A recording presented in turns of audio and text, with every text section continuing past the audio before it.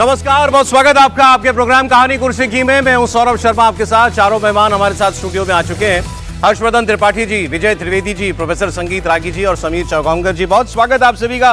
कुर्सी तो एक ही डोल रही है इस वक्त देश में, और वो है कर्नाटक के मुख्यमंत्री की कुर्सी। तो आज उसी की कहानी जो है आपको डिटेल में हम बताएंगे। कर्नाटक में मुख्यमंत्री सिद्धारमैया और डीके शिव कुमार का झगड़ा जो है अब एक दूसरे के खिलाफ बयानबाजी पर आ गया है, खुलकर आ गया था, सड़क पर आ गया था, आमने सामने की लड़ाई हो गई थी, उससे तब कल की बात है। अब तो ये एक दूसरे को खुलकर जवाब दे रहे हैं भले ही ट्विटर के जरिए। कल पहले एक पोस्ट किया था सोशल मीडिया पर डीके शिव कुमार ने, world power is world power, walk the talk, जो वादा किया उसको निभाओ, 2.5 साल हो गए, मुझे मुख्यमंत्री बनाओ। सिद्धारमैया साहब दिन भर तो खामोश रहे, लेकिन दिन भर जब इस पर इतनी चर्चाएं हो गई तो उसके बाद उन्होंने रात को इसके जवाब में पोस्ट किया, अपना काउंटर मोड ऑन किया। डीके शिव कुमार के world power is world power वाले ट्वीट पर सिद्धारमैया ने पलटवार करके एक्स पर लिखा, a word is not power unless it बेटर्स the world for the people. मतलब शब्द की ताकत तब तक कुछ नहीं है जब तक कि वो लोगों के लिए काम ना आए, लोगों का जब तक कि वो भला ना कर सके, ये बेहतर ही ना कर दे। ये सिद्धारमैया ने जवाब में लिखा। फिर बताया, मैंने शक्ति स्कीम लॉन्च की, मैंने गृहलक्ष्मी स्कीम लॉन्च की, 1.25 करोड़ महिलाओं को पैसा मिल रहा है, युवा निधि 3 लाख युवाओं को रोजगार मिल रहा है, सुरक्षा मिल रही है, अन्न भाग्य योजना मैंने शुरू की, गृह ज्योति में मैंने फ्री बिजली दी। सारी बातें उन्होंने बनाई। कहने का मतलब उनका यह था कि मुझे मैंडेट 5 साल का मिला। देखिए लिखा उन्होंने, The mandate given by the people of Karnataka is not a moment but a responsibility that lasts full 5 years. The Congress party, including me, is walking the talk for our people with compassion, consistency and courage. Our word to Karnataka is not a slogan, it means the world to us. सारी बातों का तो जवाब दे दिया। Word power के जवाब में लिख दिया उन्होंने सिद्धारमैया ने कि जब तक लोगों के लिए कुछ ना करो वर्ड का कोई मतलब नहीं है। और उन्होंने ये भी लिखा था कि ये 5 साल का जो टर्म है मुझे मिला है। सिद्धारमैया ने सीधा सीधा ये भी उन्होंने लिख करके दे दिया। और कांग्रेस पार्टी और मैं एक साथ इसी काम में लगे हुए हैं, लोगों की भलाई के काम में लगे हुए हैं। ये बड़ा साफ साफ सिद्धारमैया ने कह दिया। ये जवाब सीधा डीके शिव कुमार को था। अब इसके बाद ये दोनों लोग एक कमरे में भी बैठ पाएंगे शांति से या नहीं, सवाल तो ये है। मतलब कल का जो वक्त निकाला हुआ है, कौन सा पंचांग देख के कांग्रेस के नेतृत्व ने कि कल राहुल गांधी और खड़गे जी मिलेंगे इन दोनों नेताओं से, उससे पहले और कुछ ना हो जाए आज, ये हमको देखना पड़ेगा। और अब समर्थकों में भी, अब जब नेता ही खुलकर आ गए तो समर्थक पीछे क्यों रहेंगे?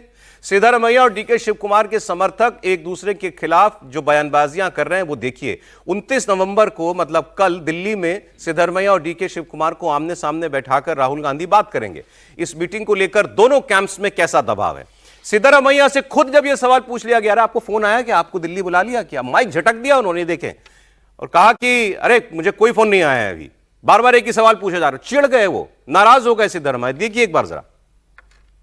दहली ಕರೆದಿದ್ದಾರೆ ಸರ್, ಮಲ್ಲಿಕಾರ್ಜುನ್ ಖರ್ಗೆ ಅವರು ದೆಹಲಿಗೆ ಹೇಳಿದಲ್ರಿ ಸರ್, ಹೋಗ್ತೀವಿ ಸರ್, ಏನು ಕೇಳಿದ್ರು ಅಲ್ಲ ಕೇಳಿದ್ವಿ ಸರ್, ಹೋಗ್ತೀರಾ ಸರ್, ಹೈಕಮಾಂಡ್ ಕರೆದ್ರೆ ಹೋಗ್ತೇನೆ, ಆಯ್ತಲ್ಲ, ಒಬ್ಬೊಬ್ಬರೇ ಹೇಳಕ್ಕಾಗುತ್ತೆ, ಜನರಲ್ ಆಗಿ ಎಲ್ಲರೂ ಹೇಳೋದು।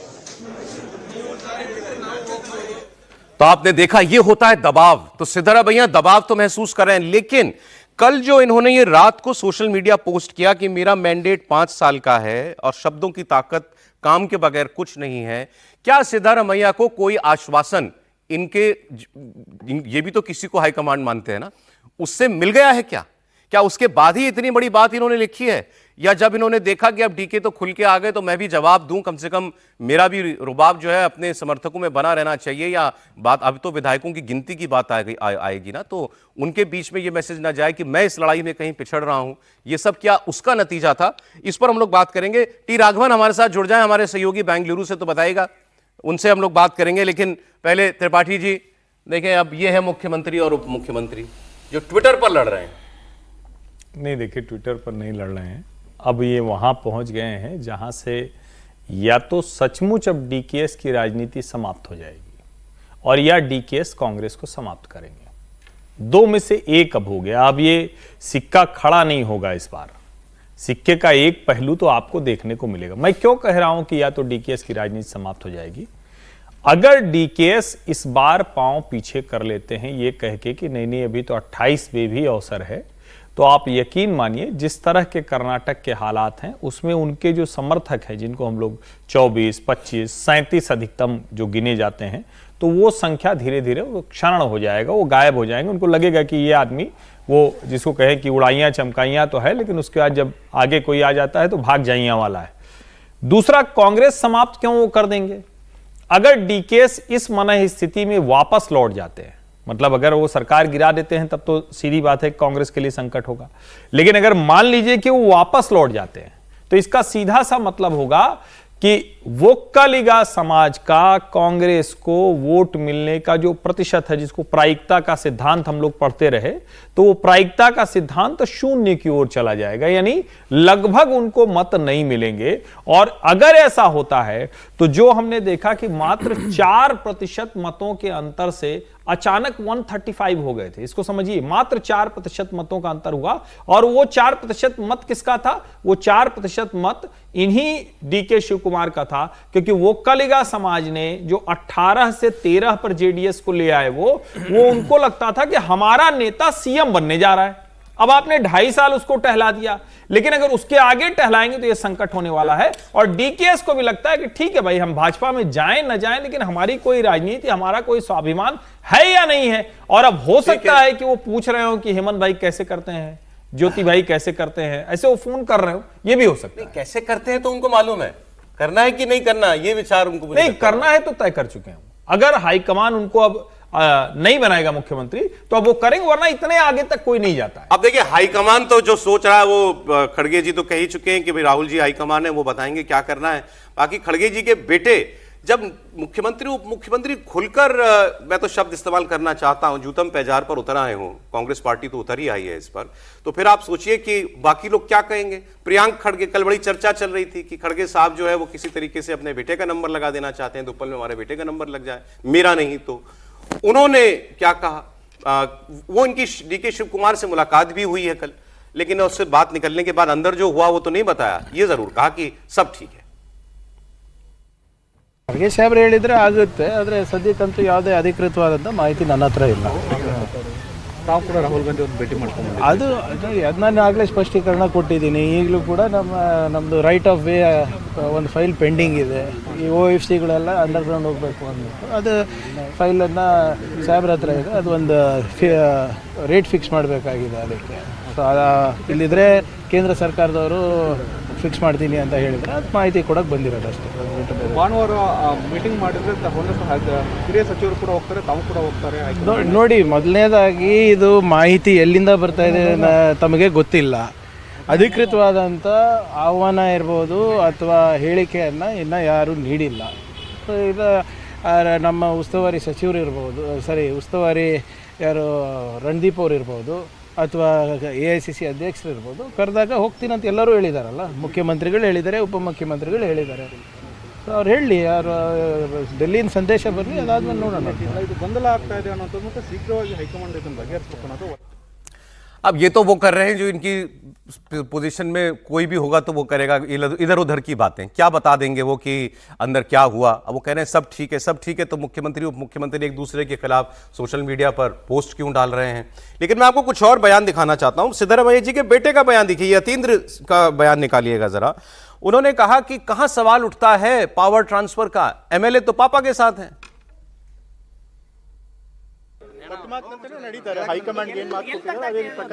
मेरे पिता जो वादा करते हैं वो उसे पूरा भी करते हैं। उन्होंने हाईकमांड को जो कहा है वो उसी हिसाब से चलेंगे। मुझे नहीं पता उन्होंने क्या कहा है, आप उनसे ही पूछो। सीएम ने क्या कहा है ये मुझे नहीं पता, लेकिन पार्टी वर्कर और MLC होने के नाते मुझे नहीं लगता कि सीएम बदलने की कोई गुंजाइश है, क्योंकि सीएम के खिलाफ कोई केस नहीं है। उन्होंने अच्छी सरकार दी है, MLA उनके साथ हैं। मुझे नहीं लगता कि सीएम बदलने की कोई जरूरत है। कुछ लोगों ने सीएम बदलने के बारे में कहा है, हाईकमांड को फैसला लेना है। अगर मैं कुछ कहूंगा तो अच्छा नहीं होगा, लेकिन अभी के हालात को देखते हुए मुझे नहीं लगता कि सीएम बदलने की कोई जरूरत है। जब नेता झगड़ा करते हैं ना तो कभी कभी सच बोलने लगते हैं, ये कर दिया इन्होंने, सारी पोल खोल दी इस वक्त। अगर आपने देखा हो तो यतीन्द्र सिद्धरामैया ने, मुख्यमंत्री के बेटे ने कहा कि सीएम के खिलाफ कोई केस नहीं है, क्यों बदले, केस किसके खिलाफ है, डीके शिव कुमार के खिलाफ है। क्या यही है वो तुरुप का पत्ता सिद्धरामैया के हाथ में कि डीके शिव कुमार के खिलाफ तो केसेस हैं, ईडी के केसेस हैं, जेल जा चुके हैं, ये सीएम कैसे बन सकते हैं और बनेंगे तो कितने दिन बने रहेंगे? यही बात अब तो खुल के कही थी इन्होंने। निश्चित रूप से, लेकिन मुझे लगता है राजनीति में बात बहुत मायने रखती नहीं है कि आपके ऊपर केस है। जिनके ऊपर केस है वो पार्टी भी बदलते हैं, मुख्यमंत्री भी बनते हैं, तमाम कैबिनेट मंत्री भी बनते हैं। तो ये बहुत राजनीति में मायने नहीं रखता है कि केस हो या ना हो, नंबर 1। नंबर 2 कि डीके शिव कुमार के पास बहुत विकल्प नहीं है। डीके शिव कुमार की अपनी राजनीति खत्म करेंगे। कर्नाटका में डीके शिव कुमार की इतनी हैसियत नहीं है कि वो कांग्रेस को खत्म कर दे, कांग्रेस छोड़कर। कांग्रेस का ग्रासरूट कर्नाटका के अंदर बहुत मजबूत है। और क्या डीके शिव कुमार अलग पार्टी बनाकर मुख्यमंत्री बनने या भविष्य में अपनी कोई राजनीति देखने की कोशिश कर रहे हैं? तो वो कर्नाटका की राजनीति को भी डीके शिव कुमार जानते हैं कि जो जो पार्टी से टूटकर गए, चाहे वो भारतीय जनता पार्टी से टूटे हो, चाहे वो कांग्रेस से टूटकर गए हो, बहुत राजनीतिक उनकी कोई हैसियत बनी नहीं, बाद में उनको किसी ना किसी पार्टी के साथ जुड़ना पड़ा है। तो क्या डीके शिव कुमार जिस विकल्प के लिए विद्रोह कर रहे हैं, मुख्यमंत्री बनने के लिए विकल्प कर रहे हैं, तो क्या वो अगर कांग्रेस छोड़ेंगे तो वो किसी के साथ जाएंगे? तो क्या वो कर्नाटक के मुख्यमंत्री बनेंगे जिस की लड़ाई लड़ रहे हैं, या वो जहां पर है उससे भी नीचे जाएंगे? तो डीके शिव कुमार के हाथों, अभी दोनों हाथों में लड्डू नहीं है। डीके शिव कुमार पार्टी के अंदर ही रह के अपनी लड़ाई लड़ेंगे अभी। और सोनिया गांधी ने चूंकि उन्हें कमिट किया था, तो मुझे लग रहा है कि वो सोनिया गांधी से इस बात की बात करेंगे कि आपने मुझे कमिट किया था 2.5 साल मुख्यमंत्री बनाने के लिए, आपके कहने पे मैंने मुख्यमंत्री के रूप में सिद्धरामैया का समर्थन किया, 2.5 साल होने को आ गए हैं, अब आप इस मामले में तय कीजिए। वो तो बात ठीक है, सोनिया जी जब अब सोनिया जी की बात माननी होती तो फिर प्रॉब्लम ही क्या थी? तो मैं कल से ये सुन रहा हूं, कई लोगों ने ये कहा कि अब कांग्रेस को ज्यादा चिंता डीके शिव कुमार की नहीं, सिद्धरामैया की रिवोल्ट करने की है। सिद्धरामैया अगर बगावत पे उतारू हो जाए तो अब स्थिति हो गई है ना कि एक म्यान पे एक ही तलवार रह सकती है। या तो आप डीके शिव कुमार को बनाओगे तो सिद्धरामैया पार्टी छोड़ेंगे तो क्या डीके शिव कुमार बहुमत प्रूव कर पाएंगे? निश्चित रूप से कांग्रेस के अंडर टूट होगी। और सिद्धरामैया तो जिस कास्ट कॉम्बिनेशन से आते हैं, कांग्रेस के लिए वो ज्यादा चिंता का विषय होगा। डीके शिव कुमार वोकलिंगा से जरूर आते हैं, और मुझे ऐसा लगता है कि इस समय कांग्रेस के लिए बहुत मुश्किल होगा और कांग्रेस ऐसा कोई रास्ता निकालने की कोशिश करेगी। डीके शिव कुमार के लिए कांग्रेस छोड़कर जाना मुझे लगता है बहुत मुश्किल होगा। अब सर, कांग्रेस कोई रास्ता निकालती है। दिल्ली में क्या हो रहा है ये तो हम सब जानते हैं कि दिल्ली में कुछ नहीं हो रहा है, लेकिन बेंगलुरु में बहुत कुछ हो रहा है। वहां से टी राघवन जुड़ गए हमारे साथ। राघवन, डिप्टी सीएम के पोस्ट पर सिद्धरामैया जी का खुलकर पलटवार, कह दिया कि सिर्फ शब्द से कह देने से कुछ नहीं होता, काम मैंने किया है, मेरा मैंडेट 5 साल का है, बड़ा साफ साफ उन्होंने कह दिया है। वहां क्या कुछ चल रहा है इस खेमेबाजी में?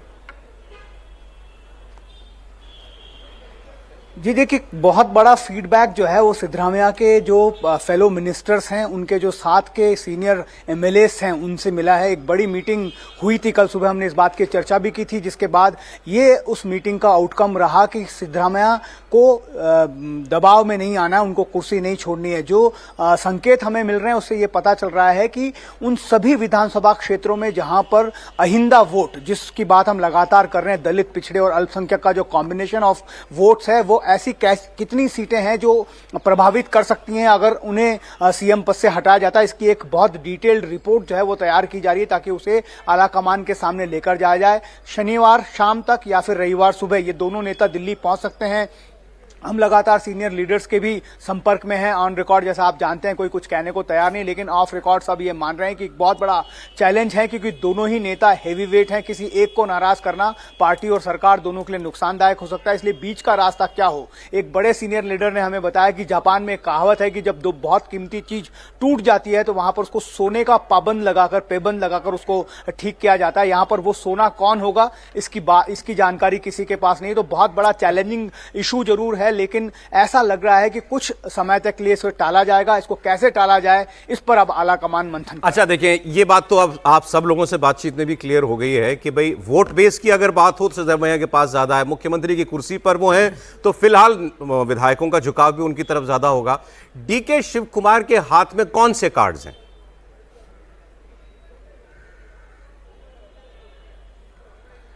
देखिए सौरभ, सिर्फ एक कार्ड की अगर हम बात कर लें तो लगातार इसी बात को इंसिस्ट कर रहे हैं कि जो वादा किया है वो निभाना पड़ेगा, क्योंकि उनको खुद पता है कि अगर मामला सीएलपी तक आ जाता है तो उनका जो विकेट है वो स्टिकी हो जाएगा। हालांकि उनकी कोशिश है, जैसा भी हमने आपको बताया कि 74 ऐसे विधायकों से संपर्क किया गया है और 33 से ज्यादा ऐसे विधायक, 33-34 विधायक ऐसे हैं जो वो कह रहे हैं कि हाँ, अगर ऐसी कोई स्थिति आती है तो हम आपको फेवर करेंगे। हालांकि उन्होंने कोशिश उन लोगों से भी संपर्क करने की जो सिद्धरामैया के खेमे के माने जाते हैं, जैसे सतीश जारकिहोली हैं, उनसे भी उन्होंने उन्होंने बात की, 2.5 घंटे तक दोनों के बीच बातचीत चली। ये ऑफर दिया गया, हमें बताया गया कि अगर उन्हें सीएम के लिए राजी वो हो जाते हैं तो उन्हें जो प्रदेश अध्यक्ष की कुर्सी जो वो मांग रहे हैं, साथ में वो डीसीएम का भी प्रस्ताव लेकर गए थे।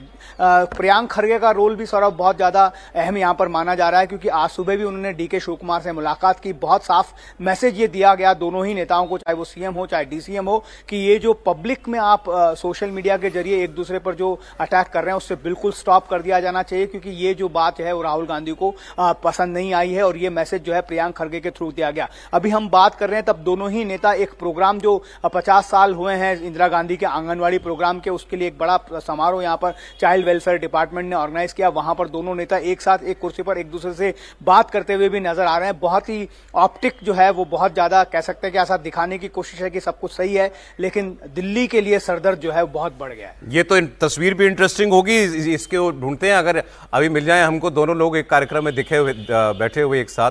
राघवन, बहुत शुक्रिया आपका। देखिए मतलब सर लबो आप तो यही लग रहा है कि काम ज्यादा डीके को करना है इसमें, वो मतलब केवल वादा है, वादे का क्या एक और गाना है ना वादे पे दुनिया कहाँ मिलती है? देखिए इस समय कुल मिलाकर क्या है, जो भी होगा कांग्रेस का नुकसान हो रहा है।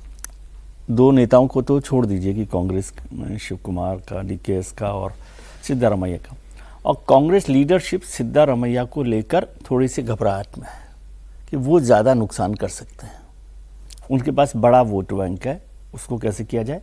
अब कोशिश ये हो रही है, जो मेरी कर्नाटक में भी बात हुई, कि डीकेएस को समझाया जाए कि भाई ठीक है, साल भर 1.5 साल और समझाइए, हो सकता है कि लीडरशिप आपकी लीडरशिप में इलेक्शन लड़ा जाए, यानी बाद में चीफ मिनिस्टर बनाकर फिर कुछ किया जाए इसके लिए। लेकिन क्या डीकेएस इसके लिए तैयार होंगे कि बात हो रही है कि नहीं हो रही। जैसे आपने यतीन्द्र का भी देखा कि वो कह रहे हैं कि भाई केस उनके फादर के खिलाफ तो कोई नहीं है। दूसरी तरफ यजुवेंद्र जो है भारतीय जनता पार्टी के प्रदेश अध्यक्ष जो है, वहाँ पर भी कोई जगह नहीं है। वो पार्टी में कोई एंटर करने के लिए उन्होंने और बड़े दरवाजे लगा रखे, बड़े ताला लगा रखा है। तो शिव कुमार के लिए, डीकेएस के लिए बहुत मुश्किल है कि वहाँ पर कैसे वो रास्ता बनाए। वो तो यदि दिल्ली में ही कुछ जो बड़े लोग हैं जो हमेशा सरकार बनाने को प्राथमिकता देते हैं, वो यदि कुछ करेंगे तो होगा। पार्टी इस लेवल पर, रीजनल लेवल पर तैयार नहीं है। और कर्नाटक की राजनीति देखें तो वहाँ पर सब इतने ग्रुप्स बटे हुए हैं कि सेंट्रल लीडरशिप के भी बहुत कंट्रोल में वो नहीं होती, चाहे वो बीजेपी हो या कांग्रेस हो। ठीक है, तो इसलिए ये बड़ा एक ऐसा डेलिकेट इशू पर पहुंच गई है पार्टी कि क्या किया जा सकता है, सिद्धारमैया को कितना समझाया जा सकता है, शिव कुमार को कितना समझाया जा सकता है। लेकिन डीकेएस के लिए भी बहुत ज़्यादा ऑप्शन नहीं है कि क्या विकल्प नहीं है। हाँ, विकल्प ज़्यादा उनके पास नहीं है। अब केवल विकल्प यही हो सकता है कि बीजेपी उनको सपोर्ट कर रही है कि नहीं कर रही है। बीजेपी मुझे नहीं लगता कि अभी कम से कम वो करेगी। कल बीजेपी मतलब जो बीजेपी वाले भी कह रहे हैं वो तो कि हमारा कोई इंटरेस्ट नहीं है इस झगड़े में। अपने उसका मतलब यही है कि इंटरेस्ट है, कहने की तो बात छोड़ दीजिए। वो अभी इसलिए नहीं आना चाहते क्योंकि अभी आकर उनको क्यों अपने को वीक करना है, जब वो ऐसी स्थिति में आ जाए, डॉक में आ जाए। कर रहे हैं कि हमारा गैप बहुत ज्यादा है, विधानसभा का गैप बहुत ज्यादा है। और अभी ये सिचुएशन देखें, ये सवाल तो ये है ना, जो डीके किस हद तक जाना चाह रहे हैं, आप उनको करेंगे क्या? आप उनको देखिए, जो महाराष्ट्र वाले क्या नाम था, शिंदे साहब, वो शिंदे साहब इतने समय बैठे रहे तब बीजेपी आई ना, क्योंकि वो देखते हैं कि तोल लेगी कितनी दुकान में माल कितना है। तो अभी डीकेएस का माल तो समझ में आए कि कितना माल है, क्या किया जा सकता है। जबरदस्ती कुछ हो नहीं और आप आगे बढ़कर करें। सरकार सिद्धारमैया ने अब असर्ट करना शुरू कर दिया है। ये एक किस्म से झंडा बुलंद जो था बगावत का, जब हक का या बगावत जो भी कह लें, दोनों तरफ से देखने वाली बात है, डीकेएस ने किया। लेकिन सिद्धारमैया ने खुलकर जवाब दिया। और उनके एक और साथी ने ये कहा कि सतीश जरकीहोली, जिन्होंने अभी राघवन बता रहे थे कि ये हैं सिद्धारमैया समर्थक, लेकिन डीके शिव कुमार ने इनसे भी बात की कि आपको डिप्टी सीएम बना देंगे। इन्होंने कहा कि ठीक है, डीके शिव कुमार के नेतृत्व में हम चुनाव जीते थे, लेकिन सबकी मेहनत थी, इनाम सबको नहीं मिल सकता। तो सिद्धारमैया असर्ट कर रहे हैं। देखिए एक चीज है, डीके शिव कुमार का स्ट्रेंथ दिल्ली में कौन है? श्रीमती सोनिया गांधी। जानकारी ये मिली है कि श्रीमती सोनिया गांधी तो है नहीं यहाँ दिल्ली में, वो तो शायद बाहर चली गई, वो अस्वस्थ थी तो शायद इलाज के लिए गई हो या जिस कारण से गई हो, लेकिन वो दिल्ली में शायद नहीं है। इसकी मैं पुष्टि नहीं करता, लेकिन बताया गया मुझे। अब रह जाती है राहुल गांधी।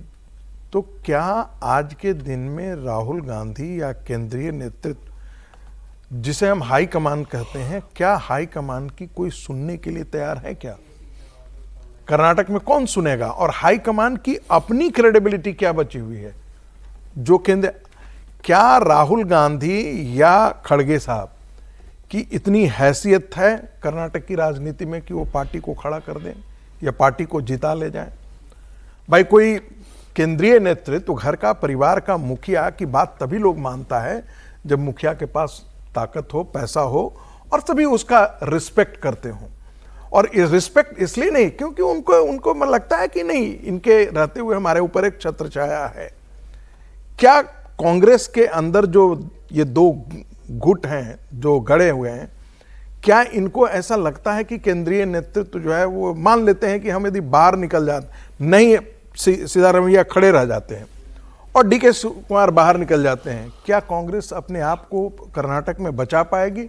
मुझे नहीं लगता है कांग्रेस बचा पाएगी अपने आप। यदि डीके शिवकुमार के लिए लोग कह रहे हैं कि से उनके पास ऑप्शन क्या है, ऑप्शन है भाई, क्या भारतीय जनता पार्टी को देने के लिए बहुत कुछ है। उनको केंद्र में वो ला करके उनको मंत्री बना सकता है।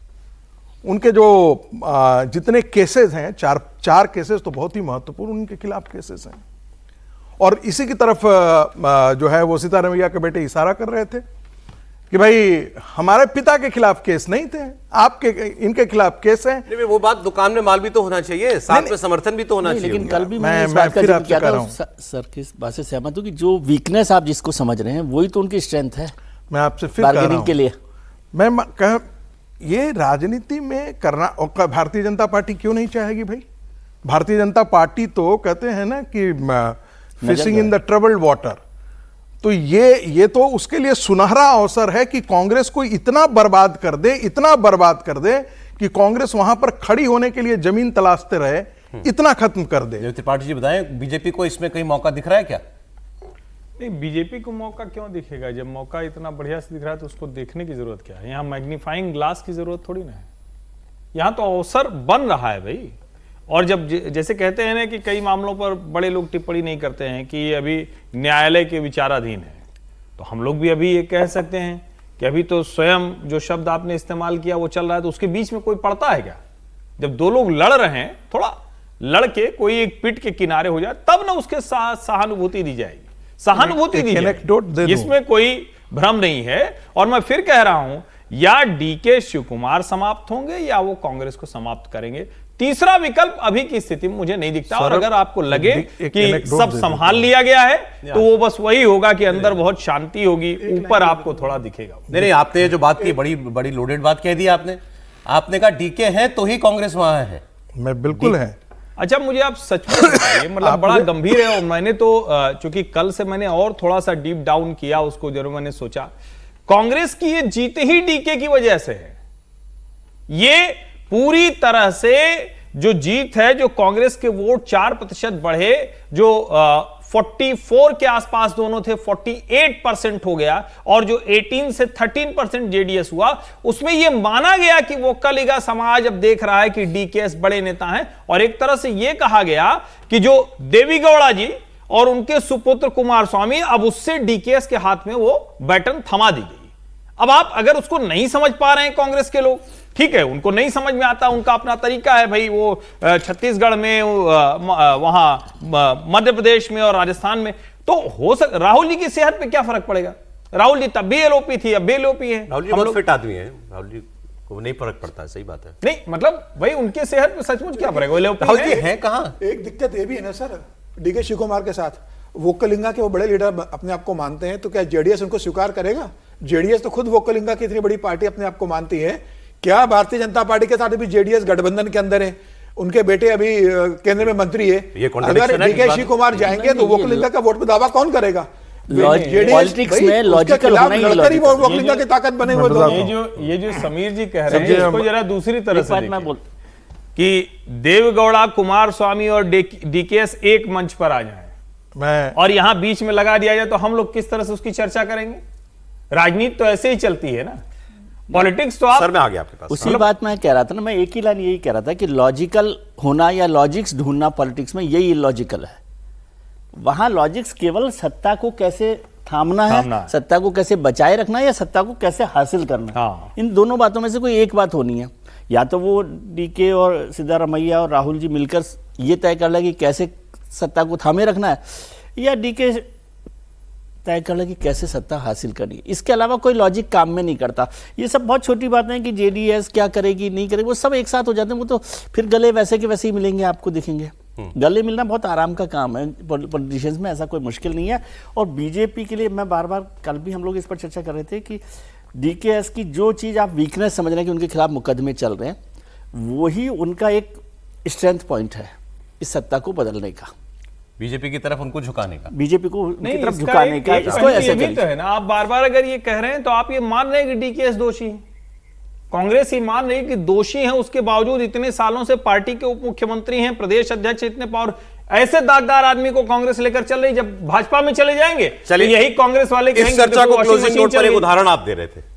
मैंने कहा कि भारतीय जनता पार्टी, दो लोग लड़ाई कर रहे थे और जो भी नीचे जाता था और प्रहार दांत पर करता था, तो जो भी नीचे जाए, एक बगल में आदमी खड़ा था, बहुत अच्छा किया, मारो इसका और दांत तोड़ दो। दूसरा नीचे जाए, उसके बारे में भी वही कहता है, मारो इसका दांत तोड़ दो।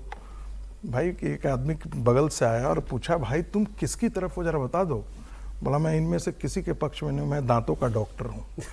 तो भारतीय जनता पार्टी, एक लाइन बीजेपी दांतों की डॉक्टर है, भारतीय जनता पार्टी अभी साहब, वही देख रही है। एक लाइन में सुना देता हूं इसी पर, एक किस्सा एक लाइन का, कि वो दो लोगों में बहुत बातचीत चल रही थी, बहस चल रही थी किसी मुद्दे पर। हाँ। जब तीसरे लोग आए तब जाकर मारपीट शुरू हुई। जब पीछे भी आए तो मारपीट शुरू हुई। कर्नाटक में जो कांग्रेस की सरकार है, उसका झगड़ा सड़क पर आकर लड़ा जा रहा है। वो पूरी खबर आपने डिटेल में देखी, उसमें आगे क्या होता है। झगड़ा बिहार में भी है। कहा गया झगड़ा तो बिहार में महागठबंधन में ही था, आरजेडी और कांग्रेस के अंदर ही था। अब लोग कह रहे हैं कि भाई कांग्रेस का तो दिल ही नहीं था इस चुनाव में कभी, और उनको मालूम था क्या हश्र होना है, तो तेजस्वी को क्यों मजबूत किया जाए, ऐसा कहने वाले भी मिलते हैं। तो कल बिहार में हार के लिए एक समीक्षा बैठक बुलाई गई दिल्ली के अंदर, कांग्रेस के हेडक्वार्टर में बैठक हुई, और यहाँ पर जो जीते हुए विधायक थे वो तो आए ही, जितने लोग लड़े थे कांग्रेस पार्टी के टिकट पर वो सारे आए, प्रदेश अध्यक्ष, प्रदेश प्रभारी, सीनियर लीडर, सब कोई था ही यहाँ पर। लेकिन पहली खबर तो वहाँ से ये बनी कि राहुल गांधी मीटिंग में आते उससे पहले ही दो कांग्रेस के नेता आपस में लड़ लिए मतलब भिड़ लिए। वैशाली से एक चुनाव लड़े इस बार इंजीनियर संजीव, और पूर्णिया से जो लड़े थे जितेंद्र यादव, इनके बीच खूब बहस हुई। इंजीनियर संजीव ने हार की वजह यह बता दी कि 18 नए लोगों को पार्टी ने टिकट दे दिया, इनकी वजह से पार्टी हार गई, नए लोगों पर लोगों ने भरोसा नहीं किया। दूसरे आदमी जितेंद्र यादव भड़क गए, दोनों में बहस हुई और खबर मिली कि धमकी तक पहुंच गई, और धमकी भी ऐसी वैसी नहीं, गोली मार देने की धमकी एक ने दूसरे आदमी को दे दी। खैर, ये तो जो हुआ कल विवाद बन गया था। इस मीटिंग के लिए मल्लिकार्जुन खड़गे और राहुल गांधी ने बिहार में पार्टी के तमाम बड़े नेताओं को और सारे कैंडिडेट्स को बुला लिया था। अब मीटिंग के बाद जो बताया गया, ये अंदर क्या हुआ, उससे यही लग रहा है कि कांग्रेस पार्टी दुनिया में हर किसी को कसूरवार मानने के लिए तैयार है हार के लिए, सिवाय अपनी कोई गलती उसको अभी भी नहीं दिखाई दे रही है। गलती दिखाई दे रही है तो इलेक्शन कमीशन की, गलती दिखाई दे रही है तो आरजेडी की, कि हमारा अलायंस ठीक से जो है वो काम नहीं कर रहा था, उसमें भी अपनी गलती नहीं, उसमें भी दूसरे की ही गलती। जितने विधायक बाहर निकले, हमने एक ही बात कही, ये फ्रेंडली फाइट करा दी आरजेडी वालों ने हमारे साथ, इस वक्त मिलकर इस बार चुनाव नहीं लड़ा गया था। तो क्या कोई गंभीर विचार कांग्रेस की तस्वीर बदलने का हुआ इस बैठक के अंदर? और कांग्रेस तो फिर चले छोटा प्रदेश है कांग्रेस के लिहाज से कि आपके उतने स्टेक नहीं थे, बड़ा प्लेयर तो आरजेडी था, लेकिन अगर छोटी जगह पर ही अपनी हार की वजह, मूल वजह तक नहीं पहुंचेंगे तो बड़ी जगह का क्या करेंगे?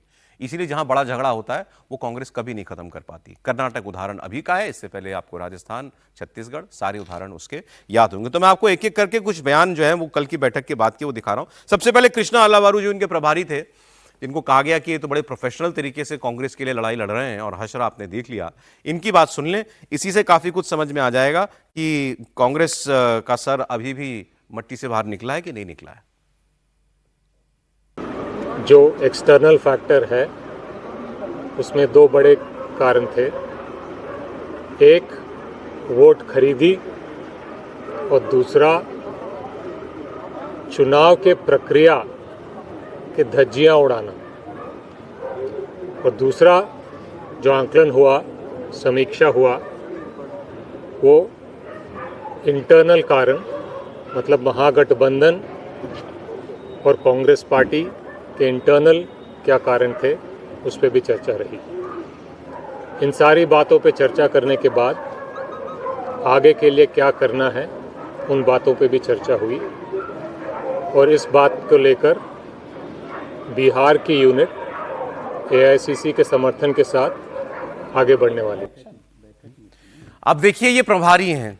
पहली वजह क्या बताई इन्होंने? वोट खरीदी कि चुनाव में पैसा बट रहा था स्कीमों के नाम पर, चलिए मान लेते हैं। दूसरी वजह इन्होंने बताई चुनाव की प्रक्रिया की धज्जियां उड़ाना। चलिए वोट चोरी शब्द इन्होंने कम से कम इस्तेमाल नहीं किया, राहुल गांधी इनसे नाराज ना हो जाए। और तीसरी वजह इन्होंने बताई अलायंस के अंदर जो हो रहा था, क्या हो रहा था ये नहीं बताया। अरे भाई अलायंस के अंदर जो हो रहा था उसी को ठीक करने के लिए तो आप गए हुए थे। प्रभारी का और क्या काम होता है कि अलायंस पार्टनर्स के बीच समन्वय बनाना, इनकी प्रथम जिम्मेदारी वो थी। और कहा तो यह जा रहा है कि वहां जो कुछ बिगड़ा वो कृष्णा अल्लावारू जी की वजह से बिगड़ा। तो क्या अल्लावारू जी ने खुद को भी कुछ दोष दिया उसके लिए? अब अगली बात सुन लीजिए आप। ये एमएलए जीत के आए इनके बहादुरगंज से। इन्होंने कहा कि ये फ्रेंडली फाइट जो थी इसने हमको बड़ा नुकसान पहुंचाया और महागठबंधन में लड़ाई थी, हमें कहीं से कोई समर्थन नहीं मिल रहा था।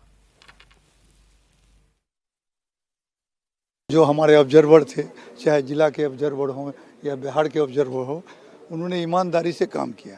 लेकिन हमारा जो गठबंधन था हमारे लोगों के साथ, वो समय नहीं हो सका और सही ढंग से नहीं। बहुत कन्फ्यूजन रहा, अंतिम आवर में हुआ, उस पर भी दोस्त फ्रेंडशिप का कुछ सीटों पर किया, फ्रेंडली फाइट हुआ, जिससे वोटर उसमें कन्फ्यूजन फैला।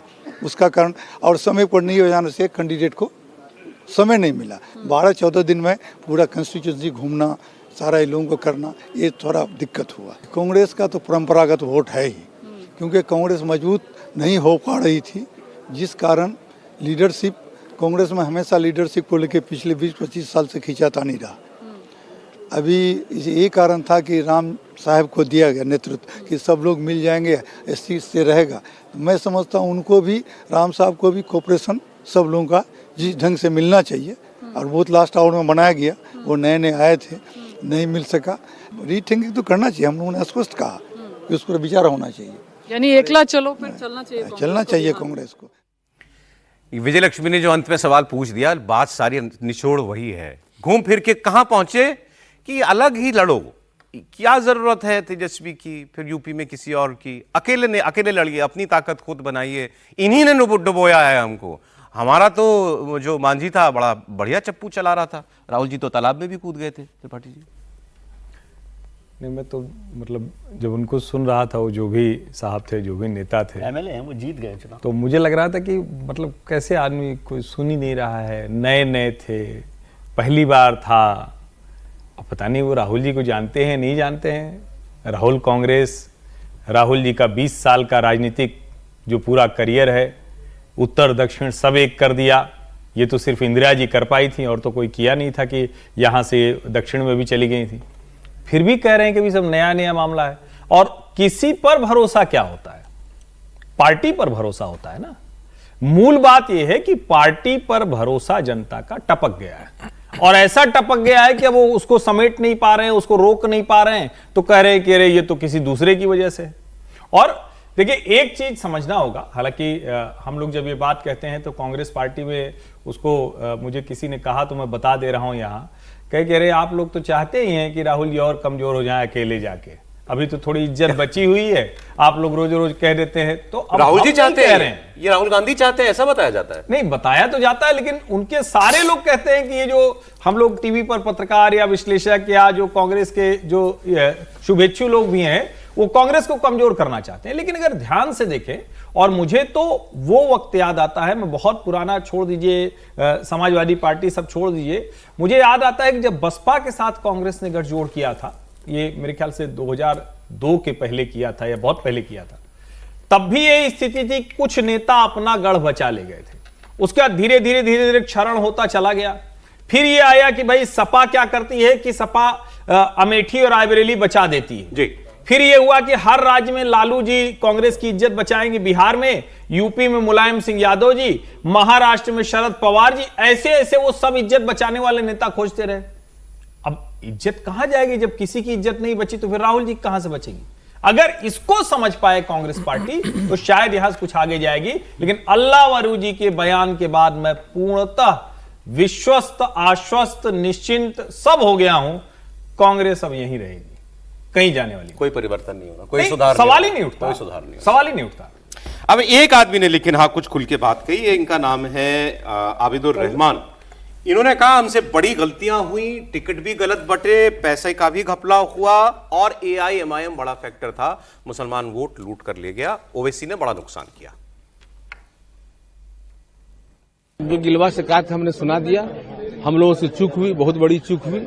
जो चूक को हम लोग राहुल जी के अंदर में सौंप दिया है। उसमें कुछ अलग लगती बाहर से आ गए थे कांग्रेस में, जो इन्होंने अपना अपना एस्पैरोगैरा की तरह लोग काम करना शुरू किया। जो कांग्रेस में थे वो भी जो कांग्रेस से बाहर थे, टिकट का हेराफेरी किया गया, बड़े पैमाने में पैसे का हेराफेरी किया गया। ये सब चूक हुई हम लोगों से, जो हम लोग समझ नहीं सकते थे। ये हमने राहुल जी को सुनाया अपने खड़े खड़ोटा। हमारे वोटर जो थे, वोट को डाइवर्ट किया गया, कहा गया कि वोट से सारा वोट को पतंग में डाल दो। अब पतंग का वोट जो था वो दे दिया, तीर में दे दिया। गलतफहमी में रह गए हम लोग। अगले बार इस तरह बात होगी, फिर उतना ही 1 लाख वोट से हम जीतेंगे। लोगों समझ में बात आ गई। और ये लोग भाजपा के लोग हैं, बी टीम ए टीम मिला के बी टीम में चला गया वोट। यही दिक्कत हुई हर जगह, और ए टीम बी टीम के साथ सबको नुकसान हुआ इससे, पार्टी को। अरे ए टीम बी टीम में चला गया, आपकी टीम में क्यों नहीं गया? कांग्रेस को वोट क्यों नहीं मिला, ये नहीं बता रहे हैं वो। यार एनीवे, लेकिन जो बातें इन्होंने निकल के कहीं, कृष्णा लवरू जी की बातों में तो नहीं लगा कि ये कहीं डिस्कशन में भी आया। ये कह रहे हैं कि हमने राहुल जी को सब कुछ साफ साफ बता दिया। समीर जी, कल बड़ा इंटरेस्टिंग वाकया उनकी बैठक के अंदर, राजेश राम जो इनके प्रदेश अध्यक्ष है वो इस्तीफा लेकर गए थे देने के लिए, अच्छा। जेब में लेके। और जब बैठक शुरू हुई उसके पहले उन्होंने कहा भाई ठीकरा मेरे पे फूटे तो मैं पहले नैतिक जिम्मेदारी लेके इस्तीफा दे देता हूँ। तो उन्होंने खड़गे साहब से कहा कि सर ये मेरा इस्तीफा है, पार्टी की जो बुरी हार हुई इसके लिए मैं जिम्मेदारी लेता हूँ, ये मेरा इस्तीफा है। खड़गे साहब ने कहा नहीं, अब राहुल गांधी जी को दीजिएगा। राहुल गांधी के पास जब वो मिले, उन्होंने राहुल गांधी को दिया तो राहुल गांधी ने कहा कि अभी रखे रहने तो बाद में देखेंगे। और राहुल गांधी ने जीते हुए विधायकों को बुलाया था अलग से, तो 6 विधायक अंदर कमरे में एक सोफे पे बैठे थे, 2 सोफे पे। तो राहुल गांधी ने कृष्णा लल्लू से कहा कि सबको बुला लो, तो उन्होंने कहा सर सब आ गए। तो उन्होंने कहा जीते हुए सारे बुला लीजिए। तो कृष्णा लल्लू धीरे से बोला सर 6 ही जीते हमारे। अब एक सोफे में 6 बैठ गए, राहुल गांधी अंदाज नहीं लगा सकते थे कि हमारे सिर्फ 6 विधायक है।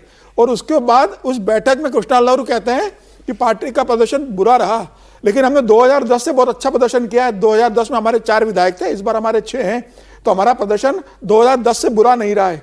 तो सबने वहां पे तालियां बजाई।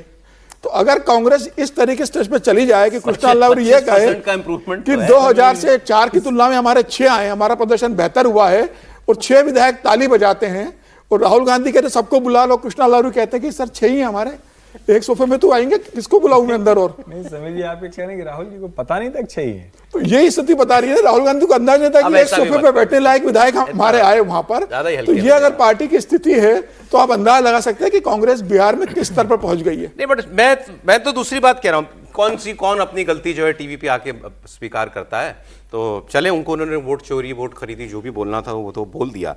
क्या यहां से ये मैसेज निकल के आ रहा है कि जब साथ लड़के भी यही होना है तो यार अकेले तो लड़ो, कम से कम अपनी ताकत तो पता चले?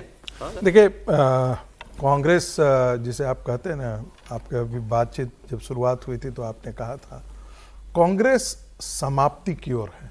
मैं फिर कह रहा हूँ, यदि राजस्थान, मध्य प्रदेश, छत्तीसगढ़, यहाँ पर कांग्रेस आने वाले दिनों में रिवाइव नहीं करके आती है तो कांग्रेस लगभग समाप्त हो जाएगी।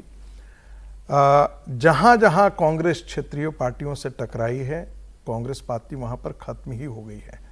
बिहार के अंदर आप कहेंगे और सीधे भारतीय जनता पार्टी से नहीं टकरा रही है, वो उसका नेतृत्व जो है वो नीतीश कुमार कर रहे हैं।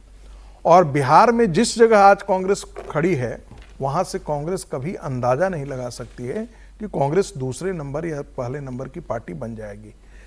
सारे राज्यों में यही हुआ है, जहां कांग्रेस पार्टी तीसरे या चौथे पर गई है, दोबारा वो लौट करके एक महाराष्ट्र एक उदाहरण बना था जहां वो दूसरे नंबर की पार्टी बन गई थी। नहीं तो एक भी उदाहरण पूरे देश भर में आप निकाल करके देखिए जहां कांग्रेस पार्टी सत्ता से छिटक करके तीसरे या चौथे पर गई है, वहां से वो दूसरे पायदान पर नहीं आई है। तो उत्तर प्रदेश हो चाहे वो बिहार हो, कांग्रेस के लिए संभावनाओं के द्वार पूरी तरीके से बंद हो चुके हैं। क्योंकि जो वोट बैंक था, कोर वोट बैंक किसका था? कांग्रेस का। मुस्लिम, दलित, सवर्ण, ओबीसी उसका उतना बड़ा वोट बैंक नहीं था। सवर्ण और जिसे कहते हैं सवर्ण वोट बैंक आज भारतीय जनता पार्टी के साथ खड़ा है। उसके साथ साथ ओबीसी का एक बहुत बड़ा चंक भारतीय जनता पार्टी बिहार के अंदर और नीतीश कुमार के साथ खड़ा है। जो पचपनिया जिसे हम कहते हैं, छोटे छोटे जातियों का, ये 55 जातियों का जो समूह है, वो नीतीश कुमार की जो ईबीसी पॉलिसी है उसके कारण आज वो नीतीश कुमार के साथ खड़ा है, या रामविलास पासवान के साथ। दलित जो पार्टी पिछली बार जो जीत पाई थी, 10 सीटें कांग्रेस पार्टी जीती थी, वो दलित और मुसलमानों के कॉम्बिनेशन पे काम कर रही थी। वो इस बार जो है वो मुसलमान भी जो है वो कह रहे हैं कि वैसी लेकर के उड़ गया। तो आपके पास बचा क्या है बिहार में? मुझे लगता है राहुल गांधी यदि शीर्षासन भी कर लेते हैं, ये तो बहुत आसान तरीका है कह देना कि एसआईआर के कारण है, और ये बड़ी बेशर्मी से कांग्रेस पार्टी। इसका मतलब है कि आप आत्मनिरीक्षण करने के लिए आप तैयार नहीं है।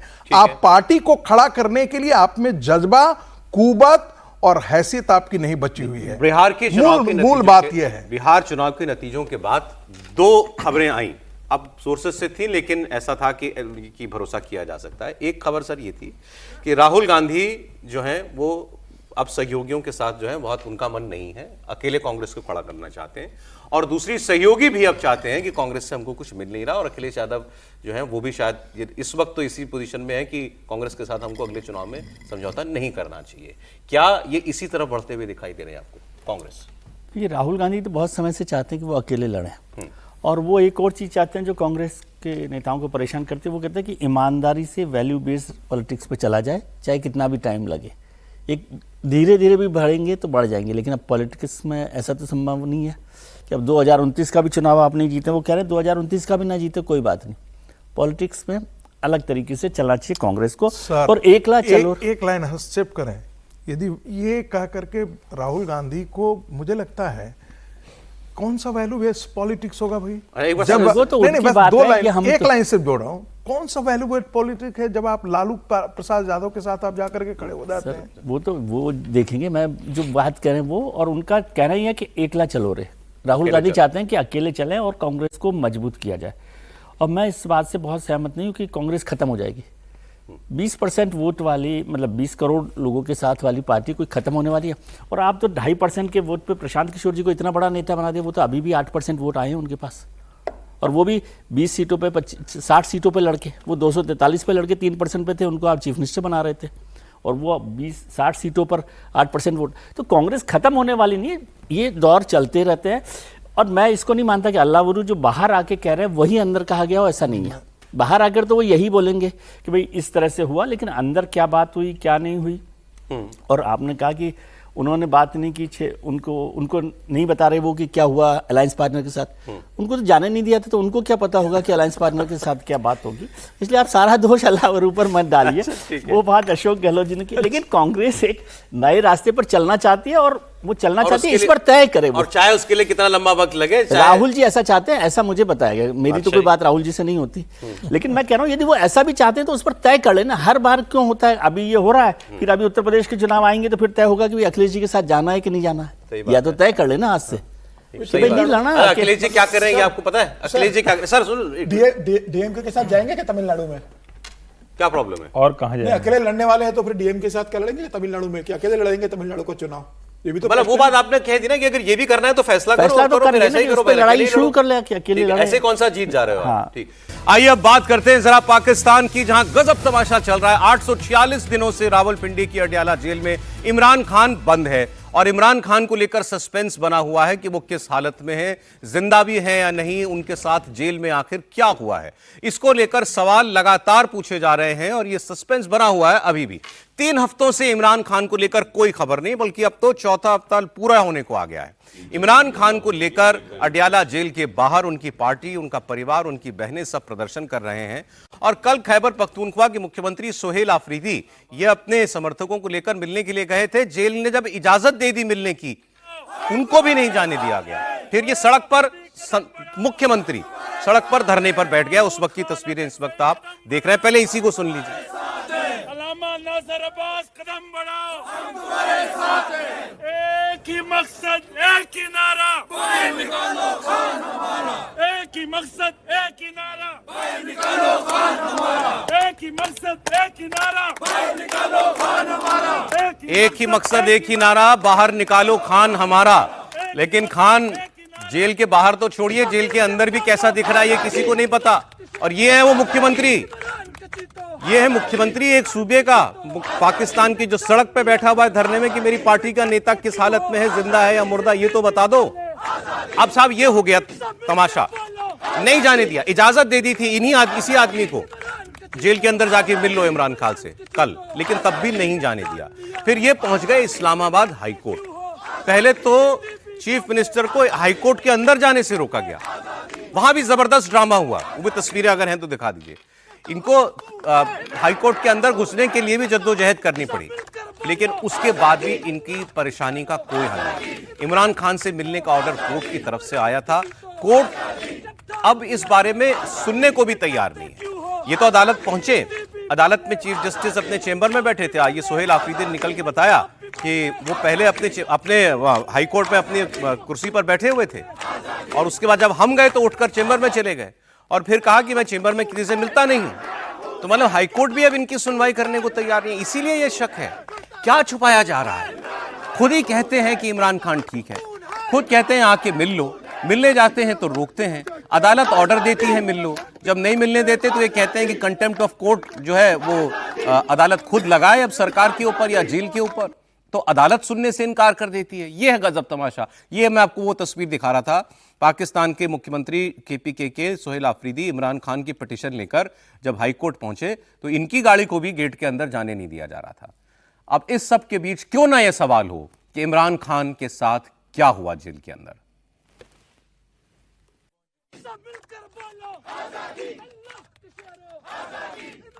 आज फिर जो है 27 नवंबर खान साहब के केसेस का दिन था, उनको फिर जो है 20 दिसंबर दे दिया गया है। आज 27 नवंबर है। 27 अक्टूबर से ना इमरान खान साहब की बहनों को उनसे मिलने दिया जा रहा है, ना डॉक्टर्स को मिलने दिया जा रहा है, ना वकीलों को, ना पॉलिटिकल पार्टी की लीडरशिप कौन है यार जो PTI की लीडरशिप है उनको मिलने दिया जा रहा है। तो हमारे खदशात आहिस्ता आहिस्ता बढ़ रहे हैं। इनको फैसला करना चाहिए कि ये जो है किस तरफ खड़े हैं, क्योंकि अगर ये रवैया इनका रहा तो जो रास्ता हमारे पास आखिरी मौजूद है तो उस पर जो है फिर गौर किया जा रहा है और वो फिर जो है हम अपनाएंगे इंशाल्लाह। अब देखिए ये भी कह रहे हैं कि कुछ और भी खबरें चल रही हैं, क्योंकि ये अपने मुंह से नहीं कहना चाहते कि इमरान खान की मौत को लेकर अफवाहें चल रही हैं, लेकिन कह रहे हैं कि क्यों नहीं मिलने दे रहे। कल पार्लियामेंट बैठी थी पाकिस्तान की, वहां पर पाकिस्तान के गृह राज्य मंत्री तलाल बद्र ने इनका मजाक उड़ाते हुए कहा इमरान खान और उनकी पार्टी के नेताओं का कि इमरान खान तो जेल में मौज कर रहा है, वो तो देसी मुर्गा खा रहा है, जिम कर रहा है, अपनी सेहत बना रहा है, उसके लिए उसका अपना खानसामा है, डॉक्टर उसका अपना है, और क्या दे दें। सर, पाकिस्तान की तारीख का सबसे VIP कैदी जो है ना वो इस वक्त है, यानी देसी मुर्गे।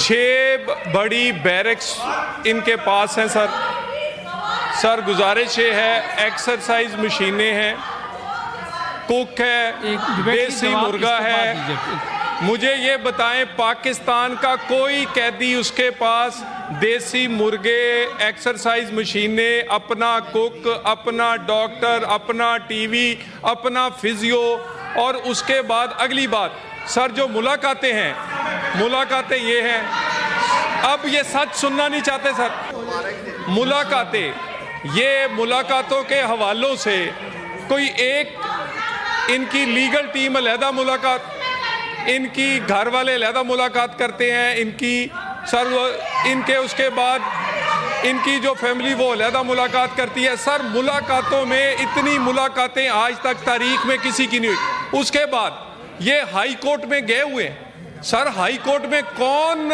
हो सकता है कि कोई तौहीने अदालत में अपनी नौकरी से भी जाए, हुकूमत भी, अदालत में भी ये है सर, अदालत के हुक्म, अदालत की ओवरसाइट भी है, जेल मैनुअल भी है। उसके बाद सर अगर सियासी ड्रामा लगाने के लिए बाय इलेक्शन तो हार गए, सियासत में रहा कुछ नहीं, हर जगह से परफॉर्मेंस है कुछ। अब ये कह रहे हैं कि वो तो हाई कोर्ट गए हुए हैं, तो सच में हाई कोर्ट गए थे, हाई कोर्ट का तो दरवाजा भी नहीं खुला था इमरान खान की पार्टी के नेता के लिए, और नौकरी तो हाईकोर्ट के जज की जाएगी अगर वो इमरान खान से मिलने की इजाजत दे देगा। सच्चाई तो वहां पर ये है।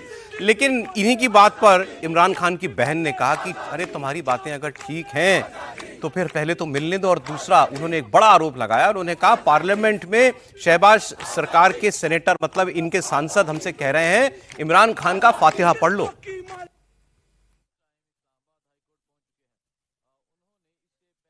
नून लीग का बंदा असेंबलियों में खड़ा होकर कह रहा है कि फातिहा पढ़ लो।